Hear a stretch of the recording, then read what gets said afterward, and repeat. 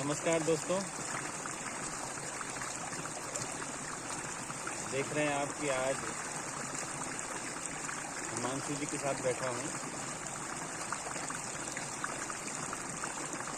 और हम यहाँ पर हिमाचल प्रदेश के कनबाड़ी गांव में हैं, प्रकृति के सानिध्य में। आज कुछ सामाजिक मुद्दों पर बात करेंगे। बात की शुरुआत यहीं से करते हैं जब तक आप लोग इकट्ठे हों।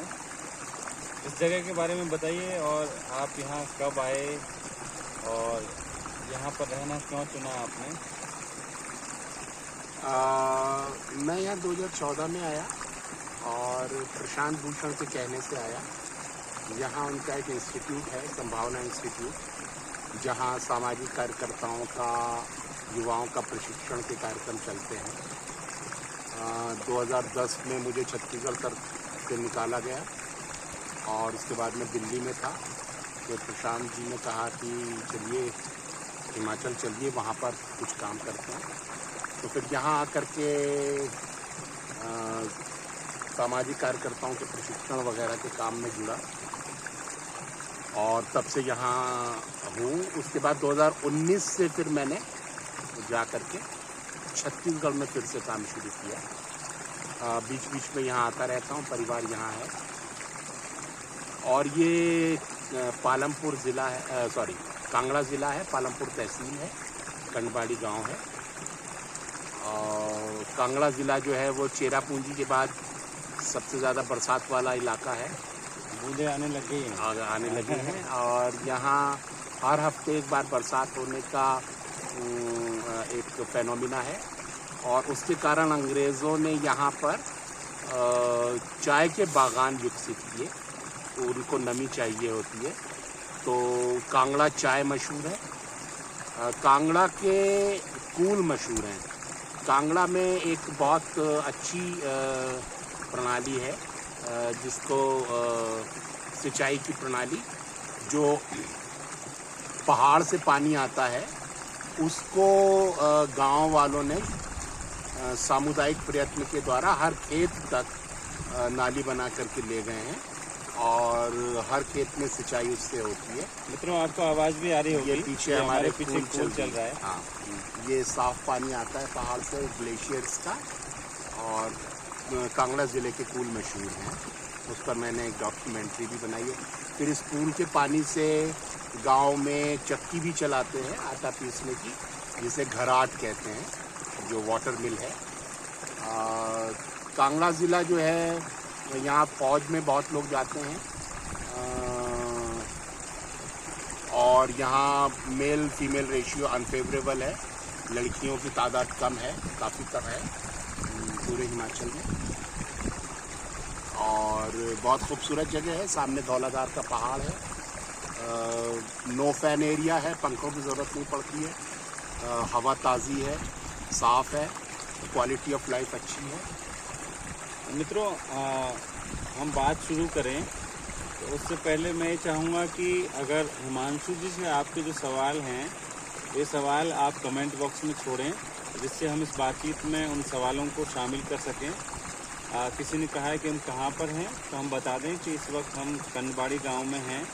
ये हिमाचल प्रदेश का कांगड़ा ज़िले की पालमपुर तहसील में हैं और जो प्रशांत भूषण जी का संभावना इंस्टीट्यूट है, जिसके लिए हिमांशु कुमार जी सबसे पहले यहाँ पर आए, तो उसके एकदम पास में है। 1.5 किलोमीटर आगे है संभावना इंस्टीट्यूट से ये गांव, जहाँ पर हम बैठे हुए हैं।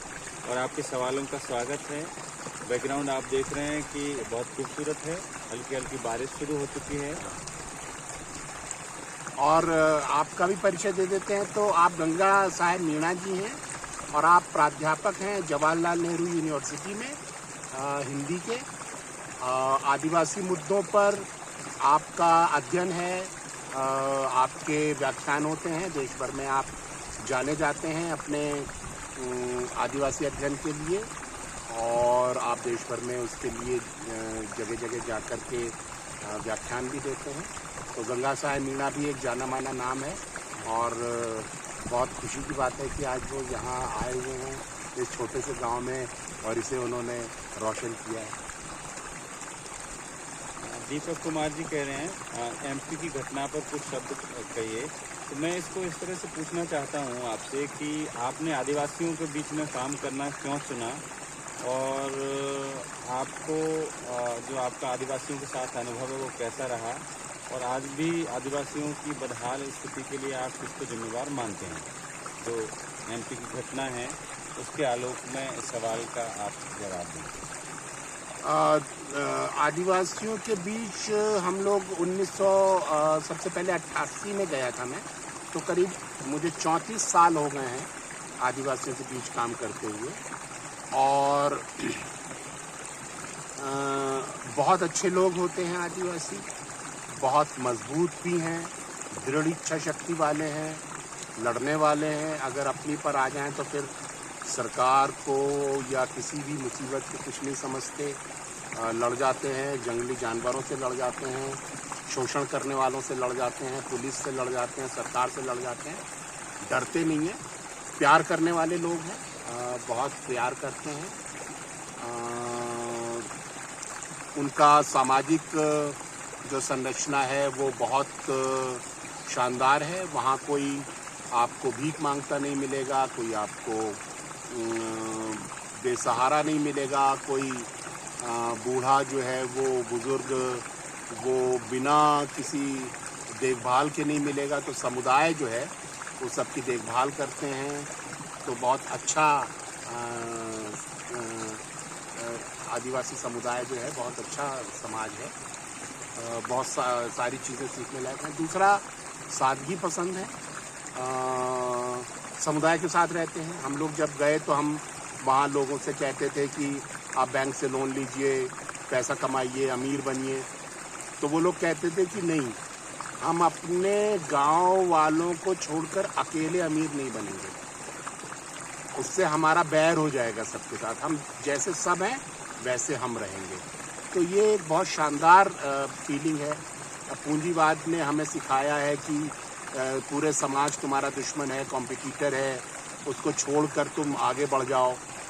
ये बात तो आदिवासी समुदाय में नहीं है। और आप जो कह रहे हैं कि उनकी आज जो हालत है उसके लिए कौन जिम्मेदार है, तो उसके लिए दो चीज़ें जिम्मेदार हैं। एक है पूंजीवाद और दूसरा है जातिवाद। जो भारत का जातिवादी सिस्टम है, जिसमें कुछ जातियों को परंपरागत रूप से ज़मीनों पर अधिकार मिल गया, सामाजिक रुतबा मिला, उनको ऊंचा माना गया, और बाकी समुदायों को नीच घोषित किया गया। शूद्र, दलित, नीच जात कहा गया उनको। ऐसा कह करके बहुत सारे समुदायों को सामाजिक तौर पर कमज़ोर बना दिया गया। और आज भी बहुत सारी जो दबंग जातियाँ हैं, सवर्ण जातियाँ हैं, उनके दिमाग में वो घमंड और वो क्रूरता बैठी हुई है, और उसी के परिणाम स्वरूप वो राजनीतिक सत्ता हासिल कर लेते हैं। राजनीतिक सत्ता के कारण उनके दिमागों का जो घमंड है उसको और वैलिडेशन मिल जाता है।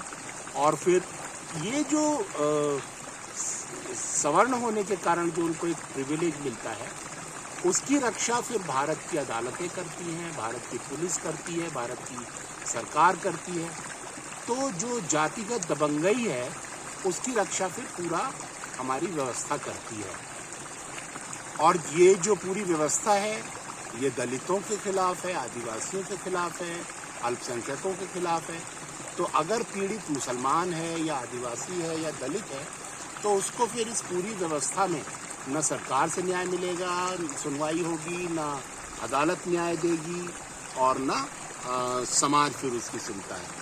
तो एक तो जातिवाद इस सब के लिए जिम्मेदार है, और दूसरा पूंजीवाद। पूंजीवाद के कारण आदिवासियों के जो संसाधन हैं उसको लूटा जा रहा है पूंजीपतियों के लिए, और उसकी वजह से पूरी की पूरी जो सरकार है, सरकार में बैठे हुए नेता हैं, अधिकारी हैं, पुलिस अधिकारी हैं, वो सब मिल करके आदिवासियों की दौलत लूटने में लगे हुए हैं। उनके जंगल, उनके पहाड़, उनकी नदियाँ, उनके खनिज, और उसके लिए फिर आदिवासियों के मानवाधिकार, संवैधानिक अधिकारों को कुचला जाता है। और फिर कोई नहीं सुनता। अदालत भी पूंजीपतियों का साथ देती है, अत्याचार करने वालों का साथ देती है, जो पुलिस अत्याचार करते हैं उनका साथ देती है। तो फिर कोई भी आदिवासियों की तरफ से नहीं बोलता है। जो सवाल मेरे जहन में है, तो ये मध्य प्रदेश की घटना पर लोग पूछना चाह रहे हैं कि मध्य प्रदेश की घटना पर आपकी क्या राय है, क्यों ऐसी घटना घटी? तो मैंने जैसा कहा आज़ादी के 75 साल बाद भी इस तरह की घटना जो पूरी मानवता को शर्मसार करती है। पूरी दुनिया में अगर लोग जिस तरह से भारत को देखते हैं उसमें इस तरह की घटनाएं सामने आती है, तो निश्चित तौर पर ये पूरे समाज के लिए, देश के लिए कोई अच्छी घटना नहीं है। देखिए, भारत की स्थिति इस समय मानवाधिकारों के मामले में दुनिया में बहुत खराब है। चाहे वो मुसलमानों पर होने वाले अत्याचार हों, चाहे दलितों पर होने वाले अत्याचार हों, चाहे लोग कह रहे हैं कि ये एक व्यक्तिगत घटना है, इससे पूरे देश को या समाज को या जाति को जोड़कर ना देखा जाए। नहीं, व्यक्तिगत नहीं है, क्योंकि मैं तो लगातार आदिवासियों के मानवाधिकारों के मुद्दे पर लड़ रहा हूँ। तो मैं उसमें देख रहा हूँ कि किस तरीके से आदिवासियों पर लगातार उनके मानवाधिकारों का हनन हो रहा है, और उन मामलों को आप पुलिस में ले जाइए, आप सरकार को लिखिए, आप अदालतों में ले जाइए, लेकिन आपको न्याय मिलना असंभव है। कोई नहीं सुनता है। तो ये ऐसा नहीं है कि इकलौता मामला है कि एक किसी सवर्ण ने एक आदिवासी के मुंह के ऊपर पेशाब कर दिया। हजारों मामले हैं, मैं खुद सैकड़ों मामले कोर्ट को सौंप चुका हूँ। इतने भयानक मामले हैं, एक में भी मैं न्याय नहीं दिलवा पाया। तो ऐसा थोड़ी हो सकता है कि एक मामले में आप चलिए चूक गए, लेकिन कहीं तो न्याय मिलता है। और मेरा कहना ये है कि आदिवासी तो आपकी पूरी व्यवस्था से बाहर रहा। उसको तो पहली बार लाया गया कि चलो न्याय मांग लो, और जब वो आया तो आपने उसको दुत्कार दिया, न्याय नहीं दिया। और नक्सलवादी तो यही कहते हैं कि ये व्यवस्था तुमको न्याय दे नहीं सकती।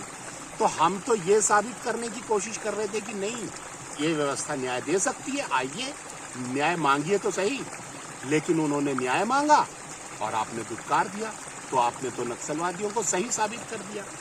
और आपने न्याय मांगने वालों पर ही जुर्माना लगा दिया, मेरे आश्रम पर बुलडोजर चला दिया, मुझे निकाल दिया गया, बर्बाद कर दिया मुझे। अपने आश्रम के बारे में कुछ बताइए। जो आप आश्रम की आपकी हमेशा बहुत चर्चा होती है, जिस पर बुलडोजर चलाया सरकार ने, वो आश्रम कैसे शुरू हुआ और वो क्या काम करता था और कैसे उसने एक सामाजिक पहचान बनाई?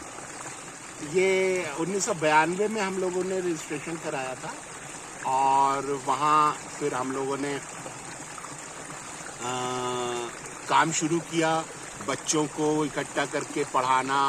फिर जो बीमार लोग थे उनकी ब्लड स्लाइड बनाना, मलेरिया की, जो दूसरी बीमारियां थी, डायरिया, डिसेंट्री, उस पर काम शुरू किया। फिर हमने समुदाय को संगठित किया कि आपके जो संवैधानिक अधिकार हैं वो आपको मिलने चाहिए। राशन दुकान पर राशन मिलना चाहिए, आंगनबाड़ी से पोषण आहार मिलना चाहिए, स्वास्थ्य सेवाएं मिलनी चाहिए। मतलब एक तरह से ये संवैधानिक अधिकार हैं जो वंचितों के लिए भारत के संविधान में प्रावधान किए गए हैं और जिनको लागू करने की जिम्मेदारी सरकारों की है। उसी में आप सरकार की तरफ से मदद कर रहे थे कि उन चीज़ों को ठीक ढंग से लागू कराया जा सके। और सरकार हमसे उस समय खुश भी थी। मुझे सारी सरकारी डिपार्टमेंट्स की कमेटीज़ में मेंबर बनाया जाता था। मुझे वहाँ ऑनरेरी मजिस्ट्रेट बनाया गया। मैं जज के साथ बैठ के समझौते कराता था, डायस पर बैठ करके। किन के बीच में समझौते? पार्टीज़ के बीच में, जो लोक अदालत। मतलब कौन सी पार्टी? आदिवासी और गैर आदिवासियों के बीच में या किन के बीच? नहीं, खास तौर से एक्सीडेंट केसेस वगैरह में जहां पर समझौता हो सकता है। ऐसे एट्रोसिटीज़ के मामले में समझौते के प्रावधान नॉन कंपाउंडेबल, कंपाउंडेबल दो तरह के होते हैं ना, जैसे हत्या, बलात्कार, डकैती, इन अपराधों में तो या SC/ST के वो हैं, उसमें समझौता नहीं हो सकता। तो इस तरह के केसेस नहीं, लेकिन एक्सीडेंट्स बता रहे थे आश्रम के बारे में। हाँ, तो मैं सरकार का तो बहुत प्यारा था और हमें कौन सी सरकार के? उस शुरू में तो कांग्रेस थी और भाजपा के समय में भी ऐसा नहीं था कि हमारी ग्रांट्स वगैरह बंद हो गई। हमारा काम चल रहा था और बहुत बड़ा काम था हमारा। 1000 का स्टाफ था हम लोगों का। बहुत बड़ा आश्रम था, 1000 का। हाँ, 16 एकड़ में फैला हुआ था। बहुत बड़े इलाके में हम लोग 16 एकड़ में फैला हुआ था। Training centre, guest house, staff quarters, सब कुछ था। बहुत लंबा चौड़ा आश्रम था। और फिर जब हमने आदिवासी क्या ट्रेनिंग होती थी? एग्रीकल्चर की, हेल्थ की, हम गवर्नमेंट के स्टाफ की ट्रेनिंग करते थे, आदिवासियों की ट्रेनिंग करते थे, महिलाओं की ट्रेनिंग करते थे, नर्सेज ट्रेनिंग करते थे, पंचायत ट्रेनिंग करते थे। हम लोग स्टेट रिसोर्स पर्सन्स थे। तो उसके बाद जब नया आर्थिक नीतियां आई जिसमें उदारीकरण, वैश्वीकरण, निजीकरण हुआ और पूंजीपति मल्टीनेशनल कंपनीज आ गई, तो उन्होंने आदिवासी इलाकों में ज़मीनें हड़पना शुरू किया। और फिर वहाँ पर सरकार ने आदिवासियों के गांव खाली कराने के लिए 2005 में सल्वाजुडुम अभियान शुरू किया, जिसमें आदिवासियों के गांव जलाए गए, हत्याएं की गई, बलात्कार किया महिलाओं से। वो मामले हम लोग अदालत में ले गए। हम लोग नालसा के भी मेंबर थे, national legal aid services authority. Salwa Judum तो केंद्र सरकार ने शुरू किया। नहीं, छत्तीसगढ़ की बीजेपी सरकार ने। अच्छा, लेकिन केंद्र सब में तो उस वक्त कांग्रेस, यूपीए सरकार, कांग्रेस की चिदम्बरम होम मिनिस्टर, उनकी सहमति से तो चल रहा था। चिदम्बरम का ग्रीन हैंड शुरू था, किया था। और हाँ, होम मिनिस्टर थे। क्योंकि लोगों ने एक सवाल पूछा है कि क्या कांग्रेस का आदिवासियों के साथ में रवैया अच्छा है, और कांग्रेस अभी ये दावा कर रही है कि आदिवासी उसके साथ है छत्तीसगढ़ में, तो इस बात में सच्चाई है क्या? देखिए, ये जवाब तो आदिवासियों से पूछना चाहिए कि आपको क्या लगता है। और बहुत सारे जो ह्यूमन राइट्स के मामले हैं, हम तो जा कर के थक गए हैं कि FIR हो जाए। FIR अभी भी नहीं होती है। तो कांग्रेस को ये साबित करना पड़ेगा कि वो बीजेपी से मानवाधिकार के मामलों में बेहतर है।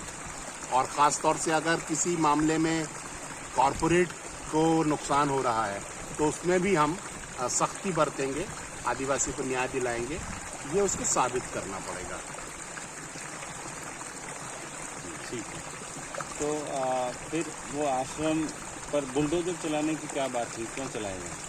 हाँ, तो जब हमने मानवाधिकारों के मामले, हम नालसा के मेंबर थे, national legal aid services authority. उसमें हम जजेस के साथ जाकर गांव में कैंप लगाते थे और आदिवासियों को समझाते थे कि आपके साथ अन्याय हो तो अदालत आइए। और जब आदिवासियों के साथ अन्याय हुआ, उनके गांव जलाए गए, हत्याएं की गई, तो हम आदिवासियों को कोर्ट में ले आए। जब कोर्ट में ले आए तो सरकार नाराज़ हो गई।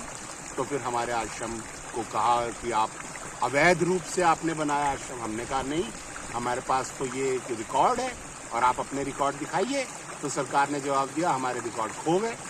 कलेक्टर, तहसीलदार और SDM तीनों ने कहा खो गए। और उसके बाद आश्रम पर बुलडोज़र चला दिया। और ये जो आज मुसलमानों पर बुलडोज़र चलाया जा रहा है, उसकी पहली एक्सपेरिमेंट मेरे ऊपर किया गया। ये आश्रम का विचार आपके दिमाग में, आप क्योंकि गांधीवादी है मूल रूप से, तो जो गांधी जी जैसे आश्रम शुरू करते थे और आश्रम के माध्यम से सुधार करते थे, तो उसी उद्देश्य, उसी तरह से आपने आश्रम उसी का तरह का ऐसा तो नहीं पूरे गांधीवादी विचार से सरकार डर गई है, गांधीवादी तरीके से? देखिए, सरकार को परेशानी होती है अगर आप सरकार में बैठे हुए लोगों के स्वार्थों के रास्ते में आ जाए, और वो हो गया था। सरकार में बैठे हुए जो लोग हैं, वो पूंजीपतियों से पैसा लेकर के आदिवासियों की ज़मीनों पर कब्जा करवाने में लगे हुए थे। और हम लोग उसको चैलेंज कर रहे थे कोर्ट में ले जा रहे थे कि आपको हम ऐसे आदिवासियों के गांव नहीं जलाने देंगे। हम हत्या नहीं करने देंगे, बलात्कार नहीं करने देंगे। तो वो लोग नाराज़ हो रहे थे कि ये कौन होता है बीच में, ये क्यों आ रहा है बीच में।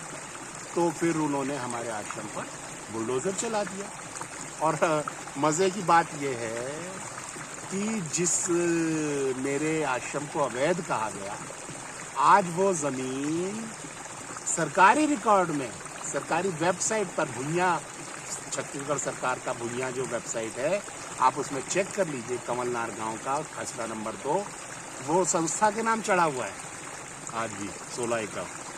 तो वो तो साफ जाहिर है कि वो मेरे साथ बहुत बड़ा क्रूर हमला किया गया हमारे ऊपर, हमको वहाँ से हटाने के लिए। 5 बार मेरी हत्या की कोशिश की सरकार ने, और फिर 2010 में मुझे फाइनली निकाल ही दिया गया। लोग कह रहे हैं कि आपने सोनी सोरी के साथ में बहुत संघर्ष किया है, उनकी मदद की है, कभी उनको भी लाइव में लेकर के आइए। कई बार कर चुके हैं, कई बार कर चुके हैं आप लोग, पुराने लाइव देखिए।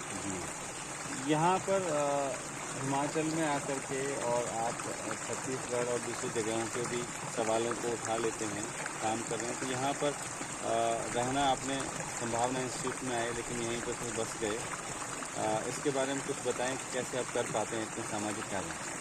नहीं, यहाँ तो मेरा कोई ऐसा काम नहीं है इस गांव में। तो अभी मैं सिर्फ इंस्टीट्यूट में क्लासेस लेता हूँ, काम तो मेरा छत्तीसगढ़ में ही है। और इसलिए यहाँ तो कोई अब तो वहाँ सरकार बदल गई, आपने फिर से जाने के बारे में नहीं सोचा? मैं गया, मैं तो अभी 2 महीने पहले ही छत्तीसगढ़ से आया हूँ, वहीं पर था। और वहाँ जो आदिवासियों के आंदोलन चल रहे हैं उसमें भी जा रहा था। वहाँ जहाँ आदिवासियों पर लाठीचार्ज और दमन हुआ, वहाँ गया, उनके साथ रहा, समय बिताया उनके साथ, और उनको भी थोड़ा अच्छा लगे, उनको प्रोटेक्शन फील हो। और ये हुआ भी, जैसे बुर्जी में 4 बार लाठीचार्ज हुआ, जब मैं जाकर बैठा, मैंने घोषणा की कि अब पुलिस आकर के मारे, मैं हूँ, पहले मेरा सिर फोड़े। तो उसके बाद फिर सब अगले दिन अधिकारी वगैरह मिलने आए और बोले नहीं, और फिर चले गए। तो जब तक मैं रहा वहाँ 8 दिन, कोई नहीं आया, कोई पुलिस उधर नहीं आई। तो इस तरीके से मैं थोड़ा रहता हूँ आदिवासियों के साथ कि थोड़ा उनको अच्छा लगे कि ये हमारे दोस्त हैं, हमारे साथ रह रहे हैं। आपने तो हमेशा एक तरफ जो बता रहे हैं, आप सरकार की मदद करने की कोशिश की, सरकार पर या व्यवस्था पर आदिवासियों का भरोसा कायम हो, तो इस बात को न्यायपालिका क्यों नहीं समझ पाती? क्योंकि न्यायपालिका की आप मदद कर रहे हैं। देखिए, न्यायपालिका इस समय न्याय छोड़कर सब कुछ कर रही है। नहीं, ये तो हर समय के बारे में लोग कह देते हैं न्यायपालिका के बारे में, लेकिन न्यायपालिका को व्यक्तिगत तौर पर आपसे तो फायदा ही है कि आप उन मामलों को लेकर के आ रहे हैं जिनके लिए न्यायपालिका बनी है। आपकी बात बिल्कुल ठीक है, लेकिन जजेस ये सोचते हैं कि हमारा काम है कि अमीर पूंजीपतियों को नुकसान मत पहुंचने दो।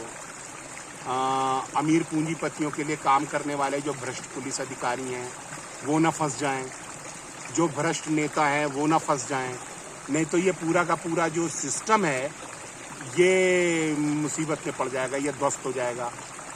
फिर जजेस करप्ट हैं, उनको पैसा मिल जाता है, इसलिए वो गैर कानूनी फैसले देते हैं। अब जैसे मेरा जो एक मामला जिसमें ये जनरलाइज हो गया सभी जजों के बारे में, जुडिशरी में कुछ लोग तो अच्छे भी होंगे। देखिए, अगर अच्छे होते तो हमारे इतने सारे मामलों में किसी में तो न्याय मिलता है। मैंने 522 मामले सौंपे हैं, किसी में तो न्याय मिलता है। तो आप ये कहना चाह रहे हैं कि ये व्यवस्था जिसमें न्यायपालिका भी शामिल है, ये आदिवासियों के अनुकूल नहीं है? हाँ, ये पूंजीवादी व्यवस्था है और ये जातिवादी लोग बैठे हुए इसमें। फिर आदिवासियों के लिए इस व्यवस्था में क्या जगह है, उनको कैसे अपना जीवन जीना चाहिए? आप आदिवासियों का भविष्य क्या देखते हैं कि उनका बेहतर भविष्य कैसे हो सकता है और वास्तव में क्या हो रहा है? देखिए, आदिवासी जब तक संगठित होकर के इस सब को समझेगा नहीं और मिलकर के इस सब के खिलाफ नहीं लड़ेगा, तब तक उसका कोई भविष्य नहीं है। लड़ने से आपका तात्पर्य क्या है? क्योंकि संगठित राजनीतिक लड़ाई लड़नी पड़ेगी उसको। अभी तो राजनीतिक लड़ाई मतलब कि चुनाव में उतर करके? चुनाव भी उसका एक हिस्सा है। चुनाव का तो अपना एक गणित है, चुनाव में अगर आपके पास में धन बल, बाहुबल और मीडिया बल नहीं है तो आप चुनाव कैसे जीत सकते हैं? तो फिर सॉरी ने तो चुनाव लड़ा, क्या हुआ उसका? तो इरम शर्मिला ने चुनाव लड़ा। हमारे सारे एक्टिविस्ट हारे, सारे अच्छे अच्छे, मेधा पाटकर हारी, हाँ, सब तो हारे। क्या समाधान है, जैसा ऐसा समाधान जिससे कि जो वास्तव में कुछ बदलाव ला सके? क्योंकि हम कह रहे हैं कि एकजुट होकर के राजनीतिक रूप से एक शक्ति के रूप में खुद दिखाएं, तो उससे तो समाधान मुझे तो लगता नहीं उससे कोई समाधान होने वाला, क्योंकि जो भी राजनीतिक रूप से जिन्होंने सफलता भी हासिल की है वो तो हारने वाले हैं। जो जीतने वाले हैं वो जीतने वाले अंततः किसी बड़ी पार्टी की गोद में जाकर के बैठ गए और वो आदिवासियों के अधिकारों को, आदिवासियों के सवालों को उन्होंने छोड़ दिया।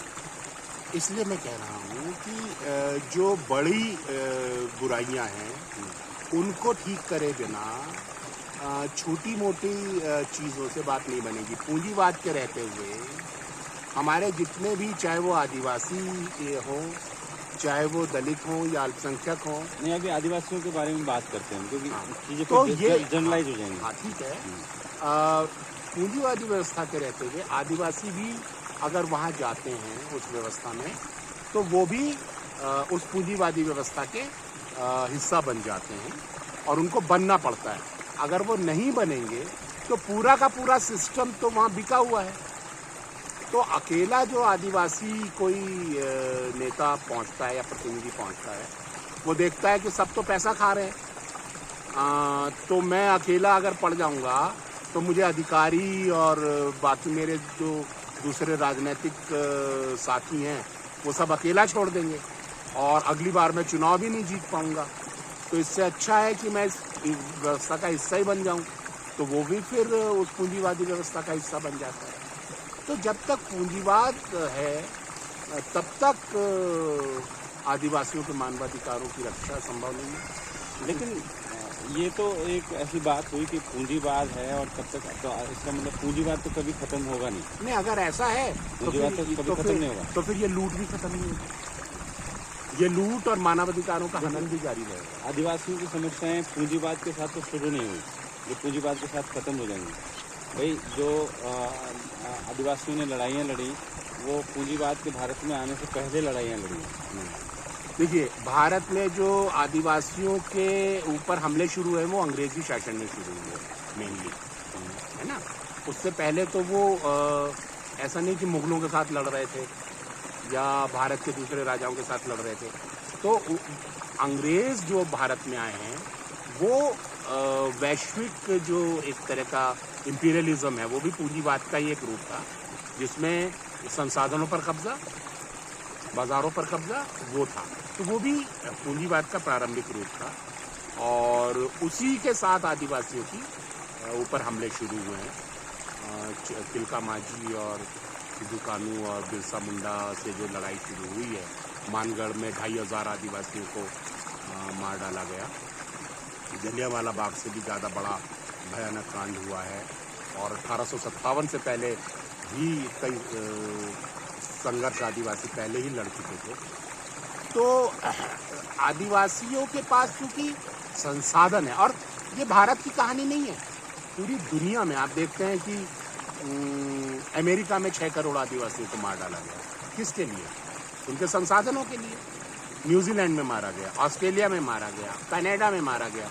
65 देशों में आदिवासियों के ऊपर हमले हुए, उनका कत्लेआम हुआ। किस लिए? उनके संसाधनों के लिए।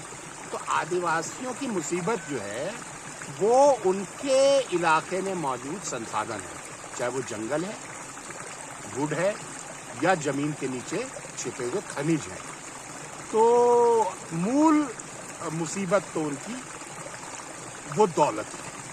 तो उससे जिसको वो अपने जीवन का हिस्सा मानते हैं, अपने पुरखे मानते हैं, वो उनके लिए समस्या हो गई है। वही है मूल तो समस्या। समाधान मतलब कोई समाधान आपकी नज़र में नहीं दिखाई पड़ता? नहीं, समाधान क्यों नहीं है? पूंजीवाद का खात्मा तो नहीं होगा, क्योंकि पूंजीवाद तो हमारे जीवन हम में इस तरह ये से नहीं मानते कि नहीं होगा।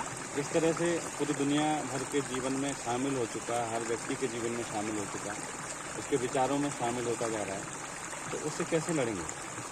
देखिए, अगर स्वार्थ और लूट ये हमारे जीवन का हिस्सा है, तो उसमें से निकलने वाली जो बुराइयां हैं वो जब हमारे जीवन पर हमला करेंगी, हमारे पूरे सामाजिक संरचना पर हमला करेंगी और जीवन बदहाल हो जाएगा, न सिर्फ आदिवासियों का बल्कि पूरे समाज का, तब फिर मनुष्य जाति सोचना शुरू करेगी कि आखिर इस दुख से निकलने का रास्ता क्या है। दुनिया में इतिहास में पहले भी सोचा गया है और ऐसा नहीं है कि जो इतिहास में नहीं हुआ वो भविष्य में नहीं होगा। तो मैं हताश नहीं हूँ बिल्कुल भी। और सबसे बड़ी बात है कि जो बात ठीक है, जो बात सच है, वो बात हमको कहनी पड़ेगी।